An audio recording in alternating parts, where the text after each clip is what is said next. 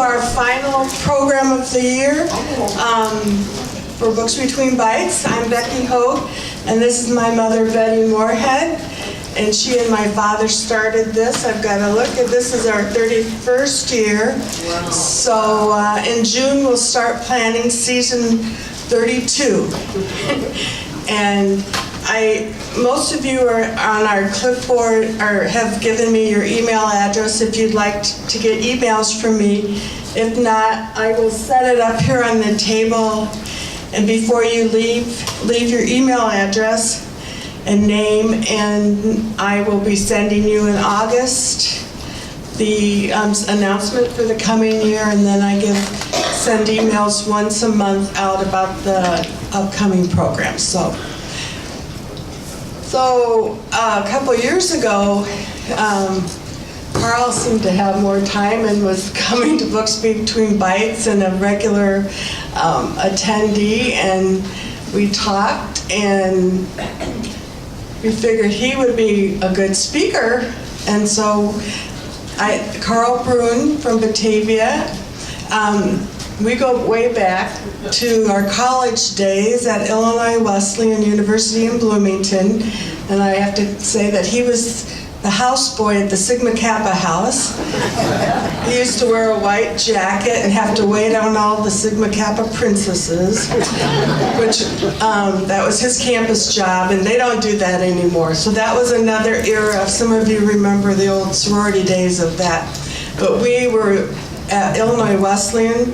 We were drawn there. We were both PKs, preacher's kids, not the United Methodist preacher's kids. He grew up in Oak Park area, but when I showed up in Batavia about 10 years later, I found out Karl was here, and his wife Danielle, who's in the back, and she was my son's piano teacher for several years, and we enjoyed that connection.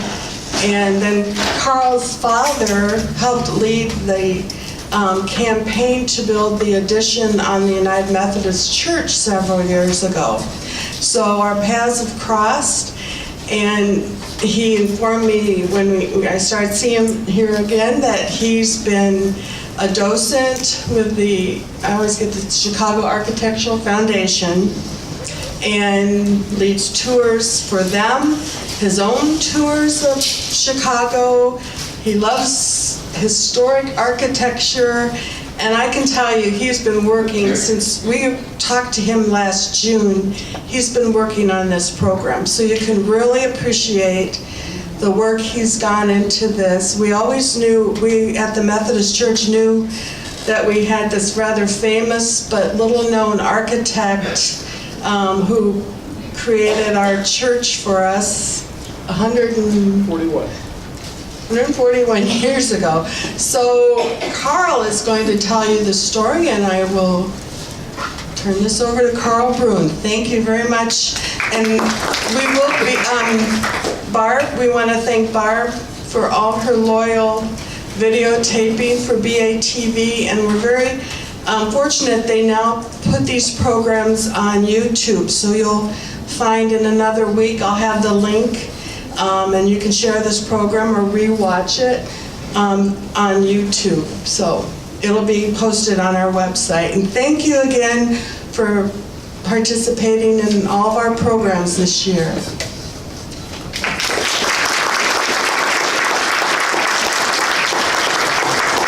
It's a pleasure for me to come. Last month was Rick Cogan, if you remember Rick, and he was talking about Studs Terkel.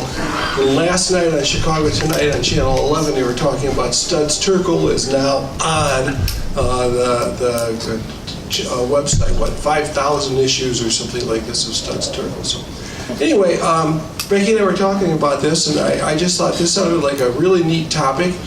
And I didn't realize at the time that nobody really done much research on this guy. Sloan Spencer Beeman, has anybody ever heard of this guy? All three of you, yeah, right. Yeah. He did a lot of significant things, and if you know his work, then you go, oh yeah, I know that, I know that, I know that. But we're going to start off with Batavia is fortunate to have many distinguished older buildings, many over 100 years old. But before we get going on this thing, okay, number one, some are used for the original purposes. Some have been repurposed to meet changing needs. Some have been demolished, and some others have been abandoned. And we're going to see some of those examples. Okay, original purpose, right? Still there? Okay. The guy that designed the Episcopal Church in Batavia was George Garnsey, who also designed the state capitol in Springfield. Pretty famous guy. Congregational church, original purpose. Know that one? Yeah. Original purpose? No. Repurposed. Park District. Okay? That is, does anybody know what that originally was? Methodist Church. That was the original Methodist church. And the people on the east side complained because it was too far away from the east side of town, so they built a new one and moved it 1 block. Okay. Gammon owned this building and sold it to the school district, and the school district used it as a school until 1978, so it's like 90 years as a school. That's what it looked like when it was old and had a tower on it. And you can also see the Congregational Church on the right-hand side with their old tower before it got blown off in a storm. Original purpose? No, it's a house. It's the old Swedish Methodist Church on McKee Street. Original purpose? No, it's an old building. That's where Mary Todd Lincoln spent several months after his son had her confined there. Original purpose? No. It's one of the old windmill factories. Original purpose? No. It's a funeral home now. Original purpose? No. The East Side School is now offices and a music school over there. Then there's a couple of really beautiful old homes in Batavia that still are homes. Okay, there's the old Joel McKee house, just in case you didn't know, it's on Batavia Avenue. A lovely, lovely home. Okay, the Oswald house up by Homestead. Okay, the Gridley house. There are 4 Frank Lloyd Wright houses in the Fox Valley. And Batavia has one, Geneva has one, Aurora has one, and there's one in the Forest Preserve District that Frank Lloyd Wright redesigned. This supposedly is the first one that Frank Lloyd Wright had with large cantilevered roofs. The roofs that stick way over the side. Like with most architects, he developed his style as he went on, and this is the first one that had these long overhangs. Newton House, we're all familiar with that, kitty corner from the library. Don Carlos Newton built it in 1878. The Methodist Church was built in 1887. So he got to look out his front door for a while at a blank field when he went to the old Methodist Church, and then when he built the new one, and he could look out his window, and it was right across the street from him. He was the guy that was in France and saw one of these Romanesque churches that had a bunch of boulders. And he goes, that's a cool idea. Let's see if we can do that for our own church here in Batavia. There's the War Memorial on the corner, I think, but I'm not sure the War Memorial's there because he was a captain in the Civil War. I'm not really sure about that, but here's the War Memorial. Handsome guy, Don Carlos Newton, died when he was 61 years old. He had visited the World's Fair in Chicago in 1893, the World's Columbian Exposition, and I think he must have over-partied or something when he was there. He had diabetes. When he came back from the World's Fair, he spent the next 10 days in his house across the street and died, age 61. Terrific guy, very generous benefactor. There's the Gammon House, 1885, and the Methodist Church is 1887. So this is just 2 years before the church was built.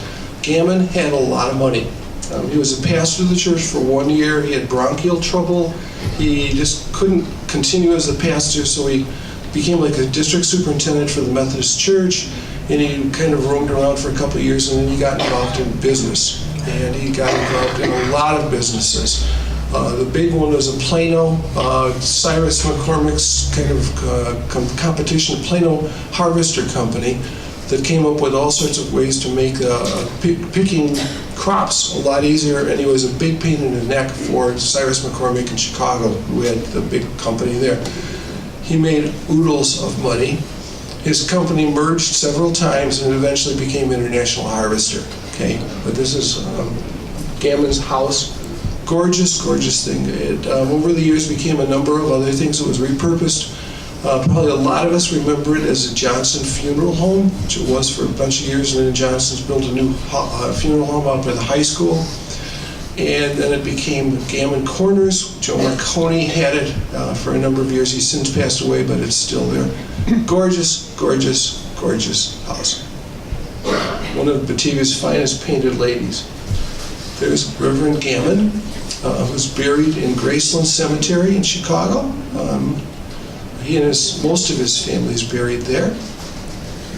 Now, Pastor Gammon would probably roll over his grave many times if he saw what was in the backyard of his house. Okay, Methodist pastors were teetotalers. In the backyard of his house is Gammon Coach House, craft beers, etc. It's a wonderful place to eat, okay? But it's right on his property, and that's the old horse stables. Here's the oldest picture I was able to find of the Batavia Methodist Church. This is in the spring of 1888. Okay, church was brand new. They started it in 1887. Took a year to build it. As probably many of you know, the boulders were from local stone. If you go south of Batavia, there's Mill Creek, and along the creek there were many stones once upon a time of large size, where they could use them for building. And so Don Carlos Newton thought that was great, because he had this picture in his mind from visiting a church in France. So the church is like totally built on this. How did he pick Sloan Spencer Beaman to be the architect? I don't know. Okay, Beaman had moved to town, Chicago, after before the World's Fair, after the Chicago fire. His first job that was big was working for George Pullman, the guy that made train cars. And we're going to get into that in a little bit. And then he got into other things. And somehow the Methodist congregation, or Gammon or Newton, somehow figured this guy was the guy they were looking for to be the architect for the church. So they got a real gem of a church. In the decade when the 3 downtown churches were built, the congregation, the Episcopal Church first cost somewhere around $12,000. That was for the complete stone building, stained glass windows, pews, everything about it. Somewhere right around $12,000. You see various numbers, but that's a good number. A congregational church across the street from us was built about the same year, and it was about the same price. Okay, the Methodist church cost, I've seen different numbers, somewhere between $30,000 and $37,000. It was way high, because they got Beaman, who was famous to do it. And it's still there. Okay. Beaman was a very quiet, hidden kind of guy. He didn't write about himself. He didn't like his picture taken. I found 5 pictures total of this guy. He just was very anonymous, and he was very happy being very anonymous. But here's one of his early pictures. Another picture. Very distinguished. Here was one from the Tribune in Chicago, or the Sunday Record, sorry. One of the joys of doing this talk was I got a chance to visit a lot of really interesting places that I'd never been before.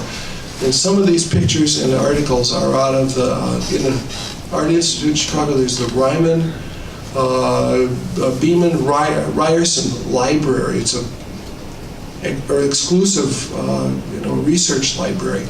And this I got there. There's a file of about maybe 80 things on Beaman. That's it. And it's kind of neat because they assign you a seat, and then they bring things to you and bring gloves. Okay, so it's the original documents. That was a thrill. There's a picture. This is out of the Methodist Church book, and when it was published, when the church was 175 years old. And that's the last most distinguished picture I think I could find. Okay, he didn't write much. Frank Lloyd Wright wrote a lot. Okay, Louis Sullivan wrote a lot. Daniel Burnham wrote a lot. They were kind of like self-grandizing themselves. Beaman didn't. This is what he wrote.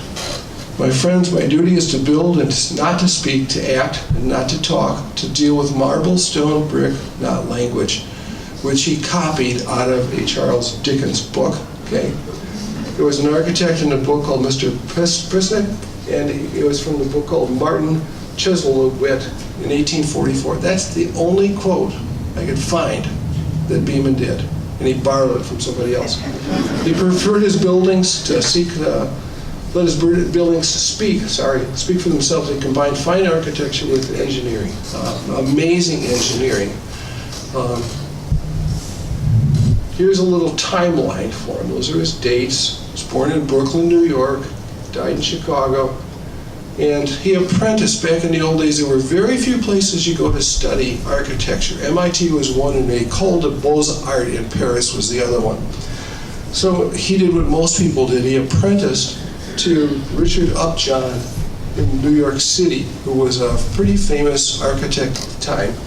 And one of Richard Upjohn's buildings that he got was the state capitol for Connecticut, which I'll have a picture of in just a minute.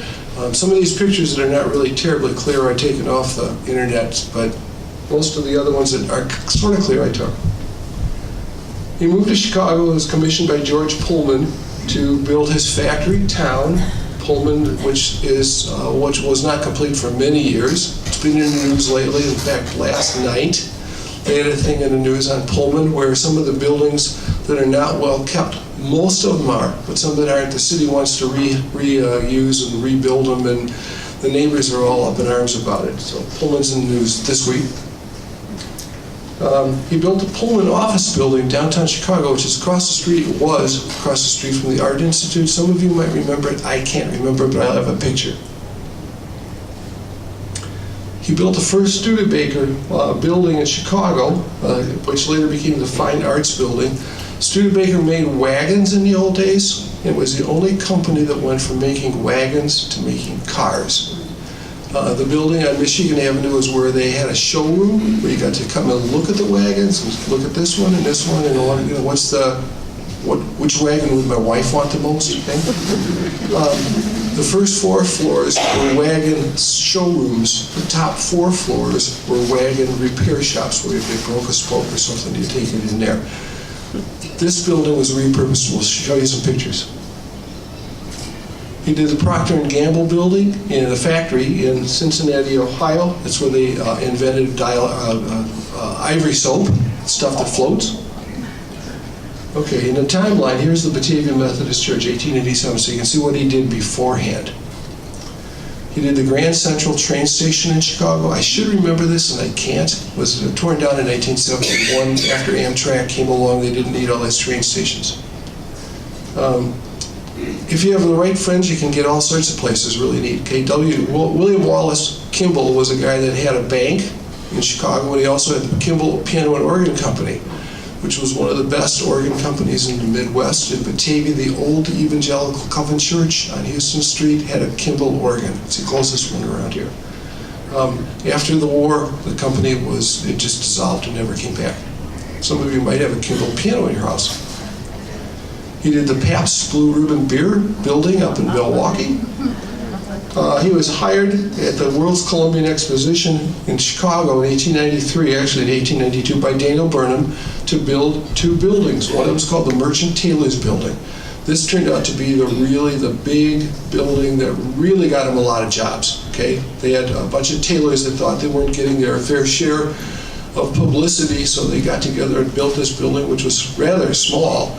And it worked. The sales went up and all the rest of that. Then he also did the transportation building, which was rather large.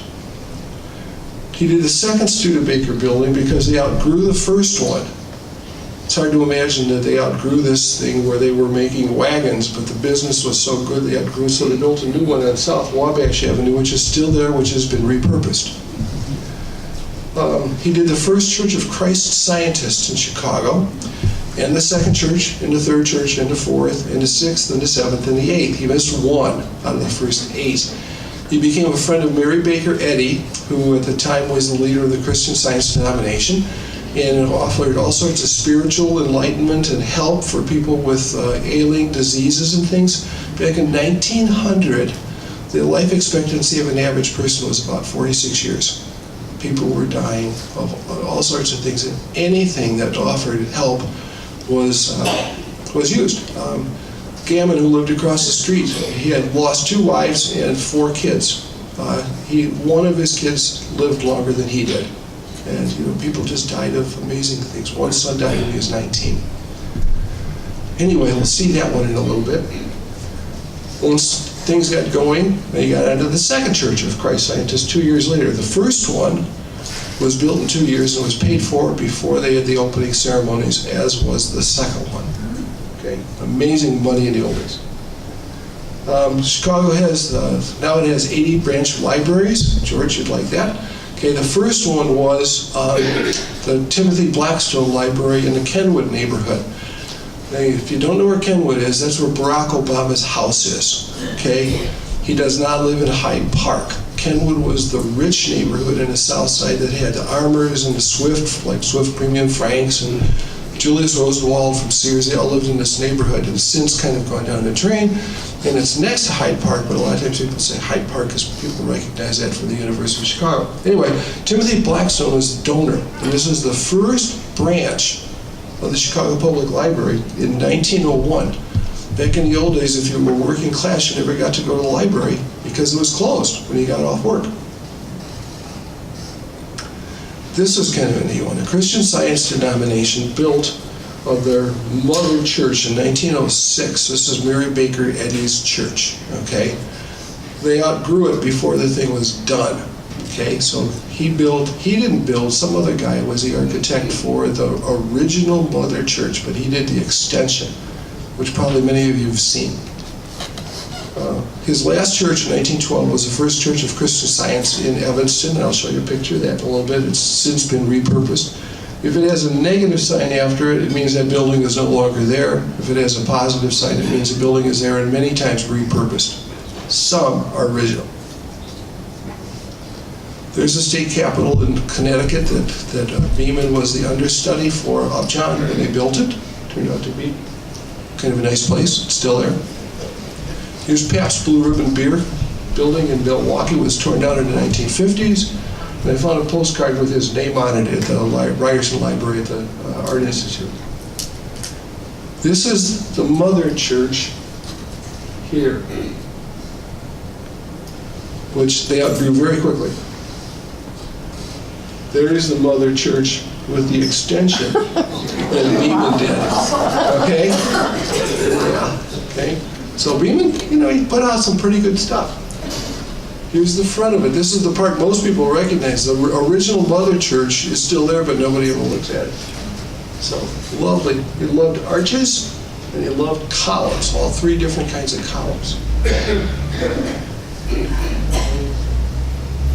Where is it? It's in Boston. There's a whole complex of Christian Science things there, and it's at the buildings behind are the world headquarters for the Christian Science denomination. Some of you know I'm an organist, so I got to throw in a couple organ pictures. This is an Aeolian Skinner organ with over 13,000 pipes. Okay? The inside seats 3,000. Okay? Average attendance on Sunday now is about 100. In front here, this is the Procter & Gamble building called Ivorydale, which Beeman designed. That's where they made Ivory soap. There's a better picture with steam going out of it. And they've repurposed the building, and it's still part of Procter & Gamble. It's in Cincinnati. Now we're getting into the Pullmans. This is the Pullman Mansion on 18th and Prairie Avenue. Prairie Avenue was the Gold Coast in the old days. This is where all the rich people lived, up and down the street. And this is George Pullman's house. It doesn't look like it, but each floor, there are 3 floors, were 7,000 square feet. Okay, it was huge, even though it doesn't look like it. I also like how they have the sidewalks where you didn't have to, if you had a wheelchair, you could just zip right over the gutters, okay? Right behind him here is where the Illinois Central Railroad tracks, which are still there, are. His house was right off of the tracks. And at 18th and Prairie, there was a stop. So if you work downtown, you could get on the train there and go 2 stops and you're at work. So, gorgeous, massive roof house. A little bit closer. Now, Beeman was hired to do the addition to the house because the house wasn't big enough, okay? Yeah, Pullman's daughter got married and he needed more room. So he put on this addition which cost $100,000 then. I don't know what else you could think of that they could put on the house, but that's it. Now, let me back up one picture if I can. On the right-hand side here was a railroad siding, okay? That's where Pullman kept their private train car. So when they wanted to go on a trip, they just come and link it up, and there it is. Okay, Pullman was the guy that made Beaman wealthy. Pullman bought 500 acres on the south side of Chicago. Oops. Around 1880. It was not part of Chicago, it was a swamp.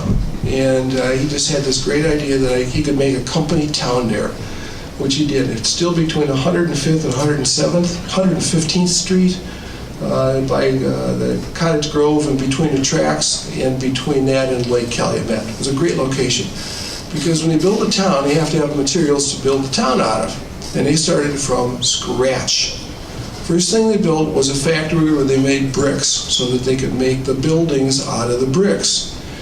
After about a year, they were making 200,000 bricks a day to build the houses, to build the factories, to build all the stuff that they needed.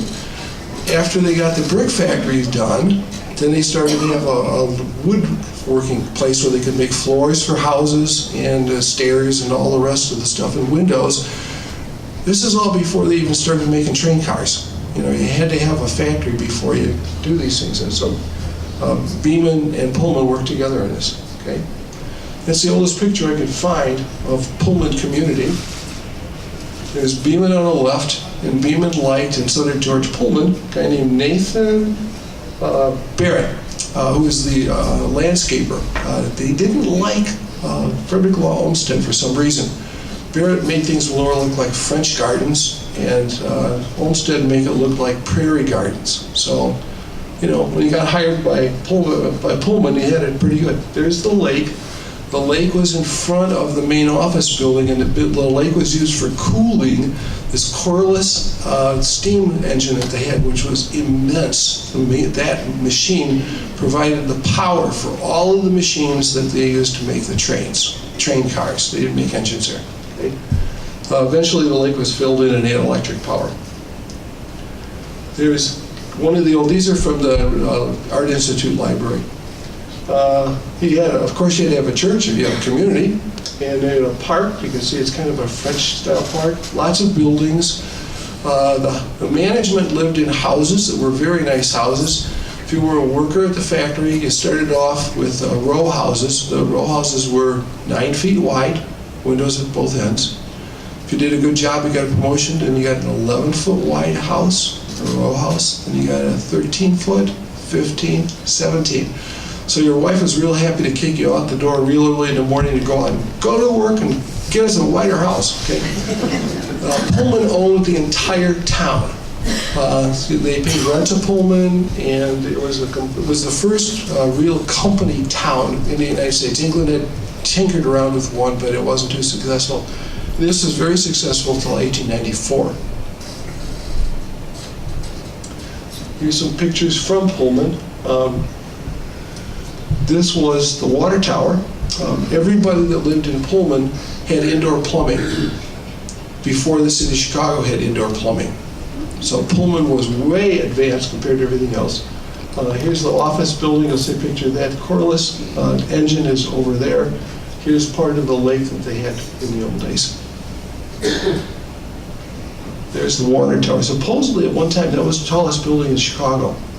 Okay, here's the engine company. Here's one of the factories. Guys leaving work. There were over 7,000 people that worked there in its heyday. It closed in 1971. But all those buildings were all designed by Beaman. There's the main administration building.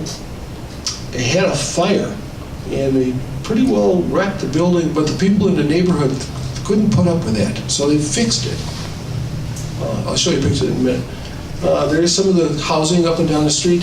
He did row houses, but he didn't want boring row houses, so they all looked a little bit different from the guy next door, which was kind of a nice thing, different roof lines. You needed a place to go shopping if you lived there, so this is the arcade that had anything you could think of. They had a grocery store, they had a clothing store, they had shoe stores, they had barber shops and beauty salons. And it's kind of interesting because Over here on the left, there's a guy named Irving K., as in Kane, Pound. Beeman needed an architect to be on site all the time, just in case something crept up.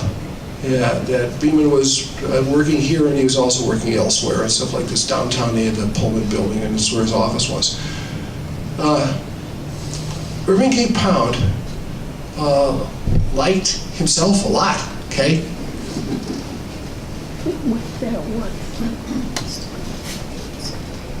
This is the book he wrote about himself.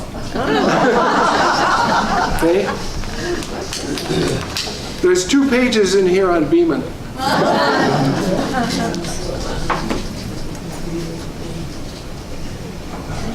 But he was the architect that was on site. If something happened, they needed somebody to do something, and he was busy doing drawings. Beeman did the overview, and then he'd do the detailed stuff. There's inside the arcade. Pullman sleeper car. That's how they made their killing. Big deal on that, okay? When Lincoln was shot, he came back from Washington, D.C. to Chicago and eventually down to Springfield in a Pullman Palace car, which was somewhat semi-dangerous. But there it was, and that was the money maker for George Pullman. Now, Florence Olson, who a lot of us know here in Batavia, her dad used to work at the Pullman factory in Chicago. He was a Swede, flew off the ship, and he did a lot of the wood inlaid work that was inside of the car there. Just amazingly beautiful cars. First class quality. There's the Pullman Palace car, the next generation that he did. That was a presidential car Pullman made back when the presidents used to go around the country on trains. Harry Truman used that one, John F. Kennedy used that one, and a lot of, I think there were like 14 presidents that used Pullman's car. They'd get on the back end and make their speeches, and before people threw eggs, they'd get out of there. Now, Pullman became a national monument under Barack Obama, and they're sort of working on that. Okay? There's the old office building that has been somewhat restored by the local community. Put a clock back up, but it's all fenced off. Maybe one of these days they'll get it going again. Beautiful building. Beeman loved windows and skylines and lots of Romanesque windows with the arches over the top like that. There's part of what burned down a couple of years ago.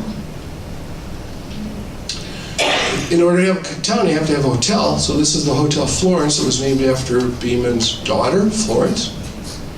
That's undergoing restoration. I was there before it was being restored. It had a wonderful dining room in there. One of these days, hopefully it'll come back.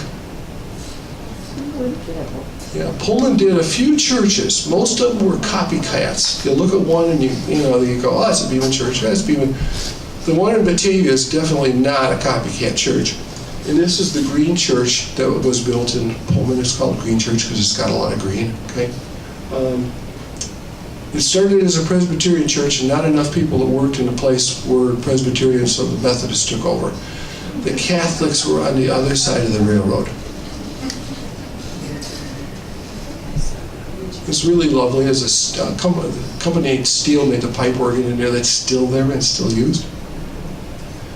Here's an example up and down the street. Some of these streets are really quite lovely. We've taken good care of them. Some of them aren't. So they need some tender, loving care. When Pullman died, he wanted Beeman to be the designer of his monument, which he did, okay, and a lot of other famous people. Pullman fell out of the graces of the general public because in 1894 there was a strike with the railroads. And people hated Pullman. Pullman owned the community, and he charged rent, and all these people worked for him. But when the Depression of 1893 and 1894 happened, he didn't lower the rent of the people that lived there, but he lowered their salaries. So there was a big strike and all sorts of commotion down there at the time. And when Pullman died, the family was really worried that the people in town who couldn't stand Pullman were going to tear up his body. So they did the same thing for Pullman as they did for Lincoln. He's buried down about 22 feet underground, covered with asphalt and concrete and railroad rails and more concrete, so that they wouldn't dig him up, because in the old days, if they didn't like somebody, they'd dig your body up and they'd hook you to the back of a horse and drive you around town until all your skin was torn off. They were worried about it. He was also buried in the middle of the night, so that this wouldn't happen. But Beeman designed his grave. Really lovely. Okay, now several more noteworthy buildings, Chicago buildings by Beeman. Some of you might remember this. I should, but I can't. Okay, this is the old Grand Central Station. We had Harrison and Wells. When you take the Eisenhower downtown, this is right after you go through the post office. It's on the right-hand side. It's right before you go through the post office. It's on the right-hand side. And they're now finally redeveloping that area into some offices and condos. Of course, you've probably seen the redeveloping the old post office. Let's talk about a white elephant. But this has got Beeman's arches, Romanesque arches. You love those pillars. Here's the inside of the station. It was 555 feet wide with no supporting arches. If you've been to Washington, D.C., it's 555 feet is the height of the Washington Monument. And Beeman not only was a great architect, he was a great engineer. How do you make that roof stay up without any supports? Before it was torn down. Does anybody remember this? This is the Pullman office building downtown, okay? The street on the right is Adams, and where the picture was taken is from the steps of the Art Institute. So you can kind of picture that in your head. It was from 1884 to 1955, and there was some guy named Richard M. Daley that was Richard J. Daley that was the mayor of Chicago, and he wanted to get rid of all these old buildings. And this was one of the old buildings that got the ball, okay? And it's just really sad. They made it into postcards in the old days. And the building right there is the Borg-Warner building that replaced the Pullman building, okay? 1955, Borg-Warner was one of the first buildings after World War II, and it's stainless steel. And it's a nice looking building, but the old one is there. Here's Orchestra Hall. Here's the Santa Fe building, or used to say Santa Fe, now it says Motorola. Notre Dame is in the process of buying. Here's an old gas company building that Dana Burnham did that building, and that building, and that building. So it's, kind of nice, but the old one was nice too. Next is the Fine Arts Building, okay? This was originally the Studebaker building, the first Studebaker building.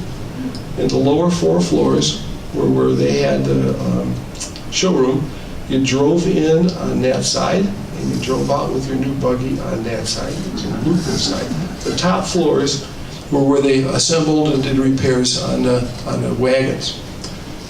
When Studebaker moved out to their new building in South Wabash, Studebaker gave them money to add 2 more floors to the building, hired Beeman again to redesign the building, and they added more 4 floors to it.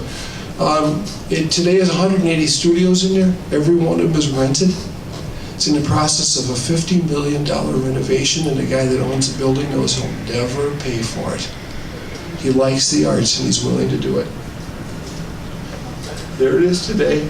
Now, one of Beeman's trademarks is he loved granite, and he loved granite columns that had the capitals on top of them carved. There was no particular carving that he really liked, but he just had the guys do this. When this was built, these were some of the biggest, could have been the largest in the world, granite columns in the front of the building, and there's a lot of them, okay? Here are the top 2 floors that they added after it became the Fine Arts Building.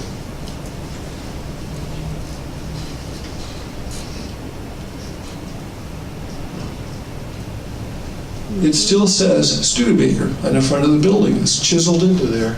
And you can see the columns a little more detailed, and you can see some more of the lots of columns.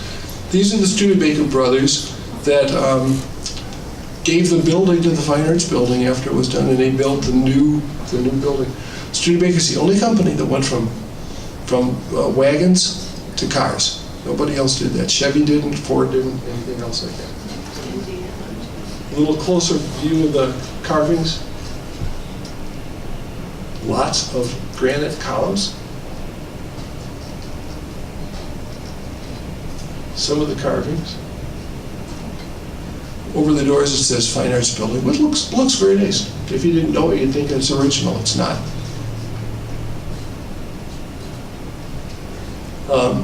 There's a theater inside called the Studebaker Theater, which keeps the name of the old theater, which is kind of a nice thing to do. And you can see there, I got a picture of the poster out in the street, and then later I got a chance to go in and visit. They were pretty nice. Here's the theater lobby, which is just reopened. Here's its 250-seat theater, which in the process of spending $50 million, they air conditioned it, which is kind of nice. It's all booked up for the next couple of years. 750 seats. It has a real pit with a real orchestra or band. Of course, it has the fancy ceiling and box seats. On the top floor, there's a place called Curtis Hall. Curtis was the building manager for many years, and later they named the hall after the guy that was the building manager. He was there like 40 years. Chicago Youth Symphony practices in there some of the time. Overlooking Lake Michigan, kind of a nice view. Part of the renovation is they're restoring the Venetian court. This is part of the $50 million. They're doing all the tuck pointing, replacing all of the broken tiles and bricks that they have in the wall. This is the lady that gave me the tour was really thrilled with this. They have renovated the bathrooms. And she took me in the boys' and the girls' bathroom. She wanted to make sure I saw all of this sort of stuff. And they put showers in there. She was absolutely thrilled with putting showers in because there are dance studios as part of the 180 studios that are in the building. So when you're done dancing, you don't have to go home and smell. They've restored some of the paintings that are in the walls. There were a lot of famous people that had their offices in this fine arts building, including, you've heard of Frank Lloyd Wright. He got mad and left for a while, and then he came back. Loreno Taft, great sculptors, and lots of things. Across the street in the Art Institute, there's the Great Lakes sculpture of the 5 Great Lakes ladies pouring water. There's 2 violin studios, or sales rooms in there. Some of the violins cost more than a building, Stradivariuses and things like that. I was afraid to walk in. So, went from the first Studebaker building to the second Studebaker building where they built more wagons and had more room. There it is. It's now part of Columbia College, repurposing old buildings. Okay. In 1941, they added the top floor to it, so that doesn't match the rest of the building, but that's the way it is. It's still there. It's where they have the School of Architecture for Columbia College. Brunswick bought the building, and it was their world headquarters till 1964, when they moved downtown Chicago, across from the Daily Center, and now that's a county building. It's a George Dunn building across the, I don't know where Brunswick moved anymore. Their business is not as good as it used to be. Okay, he did a few houses too. This is one of my favorites, okay? I got this at the Art Institute. The bottom it says the house of John Griffith. What its name is really Griffiths, okay? But that's it. It's at 3806 South Michigan. It's still there, sort of. You ever heard of this guy? No, nobody has. He was a contractor, and he became a friend of Beeman, and he did some significant buildings. Now look at this list. Cook County Hospital, Civic Opera House, Merchandise Mart, Central Post Office, that's the one you drive through, Chicago Temple, the bleachers expansion at Wrigley Field, okay, Union Station, Soldier Field, Marshall Buildings, Marshall Field's building at State Street, that was built in different sections, but he did the part in State Street that finished it off. Grand Central Station, the Palace of Fine Arts, which is now the Museum of Science and Industry, okay. Chicago Sanitary and Ship Canal, he did about 20 miles of that, 1900, okay? And the Stevens Building and a whole bunch of other ones. So this guy had a pretty good business, okay? And Beeman was picked to be the architect for his house. There it was as of about a week ago, locked up, fence around it. What There's his front street is stairs. it on? I'm sorry? What street It's is in it Michigan, on? 38th in Michigan. In Michigan. Yeah, okay. Just sad, gorgeous building. And like a lot of things, it has a plaque on it, and it tells who got it after Griffiths had it. Down in Hyde Park, there's some smaller houses that Beeman did. Here's a double house for 2 daughters that got married. I was walking around this house, and I go, it's got to be a Beeman house, because look at the pillars, okay? And some lady comes out, and she goes, can I help you? I go, is your house a Beeman house? And she goes, yeah, how'd you know? I go, did giveaway there. So she warmed up and was very friendly and invited me in, and I spent a half an hour in her house. So, kind of a nice thing. There's the carvings on top, the granite pillars. This is one of his houses that he did. Okay, this is William Wallace Kimball, a guy that made pianos and organs. He was a banker. It's at 18th and Prairie. It's across from the Glessner House, if you've been to the Glessner House. It's been repurposed. It's now the American home of the World Soccer Federation. Unfortunately, they haven't torn it down or anything. Most of the neighborhood in Prairie Avenue is gone. Okay, there's a few houses left, but this is one of the just absolutely gorgeous houses. He loves his ceiling and his arches. A French chateau style. He did a couple houses like that. When Kimball died, he wanted Beeman to do his marker like Pullman. Okay, so there it is at Graceland Cemetery. He did a few apartment buildings. This is in South Michigan. In 1900, they printed a book of the name of the architects in Chicago. This is from the Art Institute collection. And it's full of just fascinating stuff. You could just spend hours looking at this thing. But I selected a couple architects that you've probably heard. Dagmar Adler, his office was in the auditorium building. Beeman, who was in the Pullman building. Daniel Burnham, who was in the Rookery building, which is still there. And, William LeBaron Jennings. He was the guy that invented skyscrapers. Okay, the first guy that ever had skyscrapers. He was an architect. He was a bridge engineer in the Civil War. And after the war, they didn't need as many bridges, so he just took the design of a bridge and turned it up and down with steel framing. And he was the first guy. He was in the home insurance building in Chicago, which has since been torn down. The field building is there now, which is a lovely building, but that was really one of the first things. Some of those guys you've heard of, some of you haven't, and there's a couple of them that are missing, and you go, what happened to these guys? Okay, like Louis Sullivan and Frank Lloyd Wright. They were around then. They were the renegades. They didn't want to join the association. Okay, 1893, they had a World's Fair in Chicago.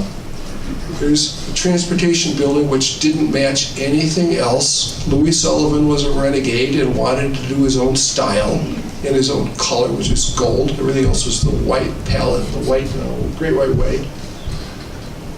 Here's Louis Sullivan's transportation building. Here's Solange mentioned Beeman's mining building that he had right around the corner from him. Doesn't look very big, but when you look at it with people in front of you, you go, this is a big building. This is the building Charles Atwood, who worked for Daniel Burnham, did. It's the only building that's left from the World's Fair in 1893, and now it's the Museum of Science and Industry. It was the Fine Arts building. It was made out of concrete so it wouldn't fall apart. The rest of the fair was all torn down or burned down in the next year or two. Columns, domes, and this became the model for so many architects. Oh, look at that. It's a Beeman building that looks just like the Museum of Science and Industry, okay? Dome, columns. This is the building where the merchants and the tailors had their wares. There's a building that looks just like it. That's the Timothy Blackstone Library that Timothy Blackstone paid for. This is the first branch of the Chicago Public Library in Kenwood.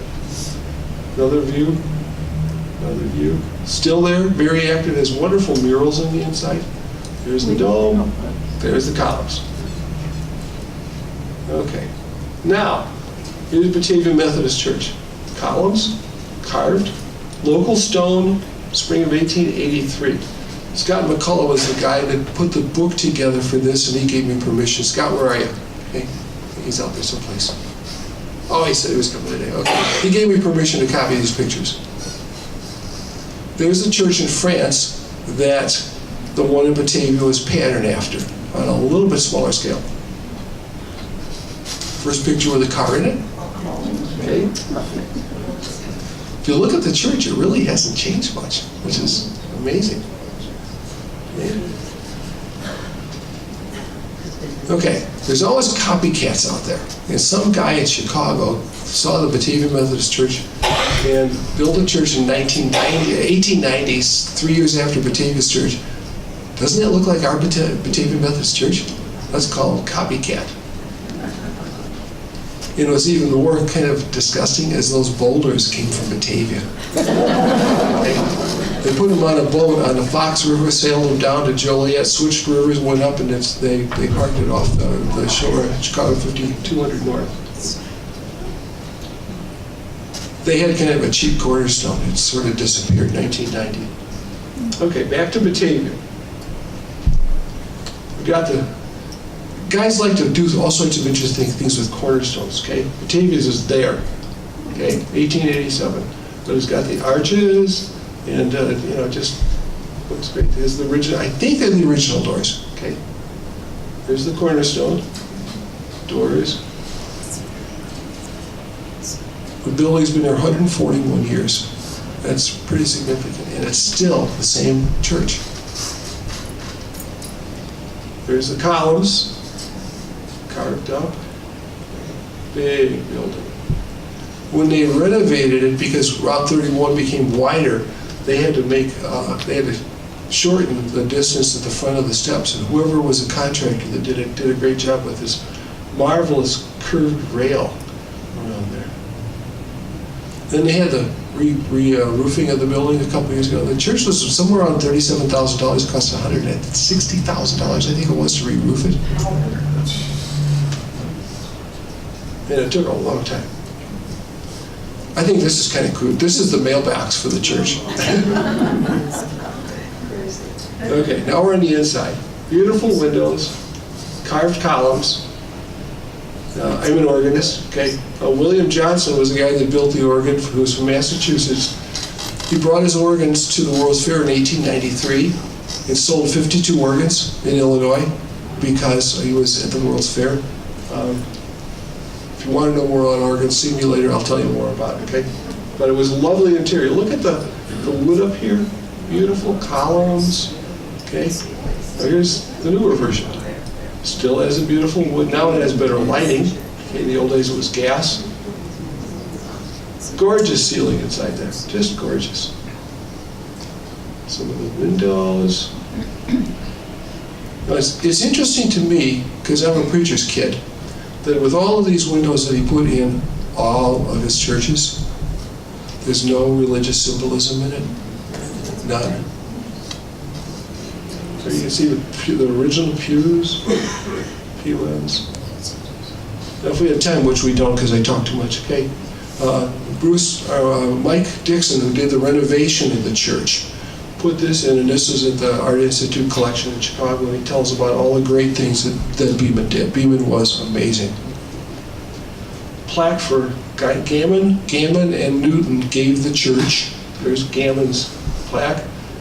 There's one for Levi Newton, and Levi's not the guy that gave the church. It was Don Carlos, but oh well. Okay. Little thing on their name. There's Newton's grave in the Batavia West Side Cemetery. Now, back to this a little bit. Okay, here's the Merchant Taylor's building again, came from the World's Fair. Beeman was hired to build the first Church of Christian Science in Chicago. This is it. It's on South Drexel Avenue, okay? It kind of looks like that last one that we just saw. Columns, all of that. Here's a picture from the opening day at the Chicago Tribune. Shows you what the inside of the church looked like. They were all excited. The place had 4 services, was so full. Okay. Here's the columns. Here's one of the quotes Mary Baker Eddy loved a lot. Okay. Who healeth all thy diseases from the Psalms. Columns. Oops. The wrong way. Yeah. There's the doors, which probably are original. In 1950, the neighborhood changed into Great Migration, and in 1950 it was purchased by an African American Episcopal church, who still have it. Okay. And they have a community center right there next door to the church to serve meals and all of the things that a community center does, which is good. There are the gates and the doors to go into the sanctuary. The building is very narrow, but it's a long building. Beautiful doorway, stairway from above. Isn't that lovely? It still has the old leather seats that are not falling apart and all crinkly. Okay. The only change they did to the inside of the church is they added a choir loft. Christian Science churches have soloists. So they put 150 seats for the choir loft. The choir now has 20. Okay. There's the caretaker, or one of the administrators, who gave me like a 2.5 hour tour. The guy was most gracious with his time. There's the original pulpit area. Now, it's beam and light domes. Okay, this dome has been covered over because couldn't take care of it. There's the organ. Okay. It's a Skinner organ if you're into organs. Just gorgeous place. Okay. There's the big dome. You're almost done. Okay, here's that same building from the World's Fair. Here's the second Church of Christ Scientists. Okay, and you go, gee, that looks like the one from the World's Fair. Front of the church, here's the inside. The organ's up above. It's an Austin organ if you care. Okay. Wow, there's another one. Look at that. This is Beeman's last church. It's up in Evanston. Okay, the first Christian Science church in Evanston. So once he got a model going, and the Christian Science denomination liked it, he was stamping these things out like crazy. Okay, here's the inside, or the front. 1912. It's now the Music Institute of Chicago. There's the inside. They use it for music lessons, but it sure looks like it's Christian Science. The church, or the music center, has a little placard in the hall telling about Beeman and Ernest M. Skinner, the guy that built the organ. Here's the Journal of Architects from 1914, when Beeman died, and he got that much. And it says, "It is needless to catalog his professional accomplishments, that which appeals to most deeply at the time of the standing." They never made a list of the things he did. Okay, that's it. It's needless to do that. Well, there's no list that I've ever found.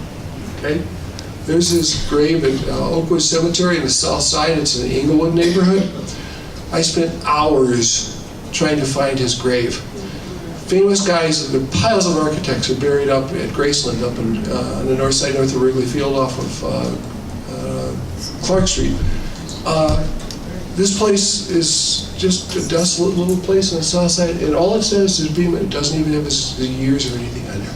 So here's the sources I used if anybody is interested, and interviews that I did, and photos. And at the bottom is my cousin, who is a professional photographer, and he cleaned up a bunch of these pictures so you can see them better. So, okay, I know I've gone over time. If anybody wants to stick around or want to ask questions, great. If you want to leave, if you got someplace to go, that's great. But I'll be glad to answer any questions I can about Beeman, if I know it. Because remember, he only wrote 2 paragraphs. Thanks for your attention.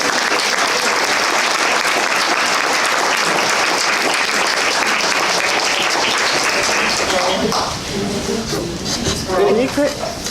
One quick question. Yes, sir. What happened to the beautiful organ? It had mechanical problems back in the 1950s. Cars and TV sets and organs need maintenance, and it wasn't maintained. So some guy that from a company called Baldwin was a good salesman and says, "Our organ works really well, okay? Why don't you see if you can use our organ, and we'll just throw away that old one because that's just old technology and stuff like this." Since then, they've had three digital or electric organs. I got an email yesterday from somebody out in Lanark, Illinois, that they're redoing their organ. They have the original organ, and they have gone through a whole bunch of guys that said, let's put in a new electric organ. Well, they're restoring their old mechanical action pipe organ. It's sort of too bad that across the street at the Congregational Church, the organ was built in 1948, and the keyboards were just falling apart. They're just worn out. So they're in the process now, and within about a month they'll have a new keyboard, but all the pipes are there that still work. So, yeah. So, anybody else? Questions? Yes, ma'am. The people who live in the Pullman buildings now, they can't change anything on the outside, right? Yeah. Okay. Yeah. They can do stuff inside. On the inside. They can't change the outside. Because I know that's how that is. Yeah. What about the people living in the Pullman community? Can they change the outside of their buildings? Well, they can scrape the paint off and repaint them because a lot of them need to get fixed up like that. But it's pretty much a restricted neighborhood where you really can't change much down there. If you want to, there are about 100. There's 1,700 housing units in Pullman. 1,700. There's 7,000 people that live there, and there's probably 200 that are available today if you wanted to buy it. So, but I wouldn't want to live in one that's 9 feet wide. So, yes. Back to organs, is the Arcada organ in the Arcada Theater, is that a Kimball? No, it's a Geneva organ. Okay, it was made by a company in Geneva, Illinois. It was on Anderson Boulevard for a bunch of years. Okay, that was, and they take care of that one, sort of. And it needs more work, but yeah. I just want to say, I know you did a lot of research, but it was well worth it. And maybe you went over, but it didn't seem like it. Sorry, Phyllis. Yeah, I know I went over. Yeah. It was great. We started a couple of minutes late. Okay, yeah, Becky stole a couple minutes of my time. So any more questions? If you want, stick around. I've got a couple books up here. Beeman never wrote a book, and Becky and a few other people have been trying to tell me I ought to write a book about him because nobody's ever done anything. You know, he changed Chicago. He changed a lot of other cities too. But, so, anyway, you've been a great audience. Thank you.